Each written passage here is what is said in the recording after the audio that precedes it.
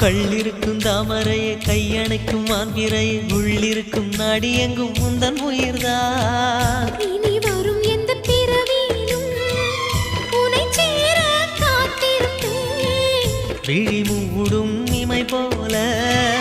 விலகாமல் வாழ்ந்திருப்பேன்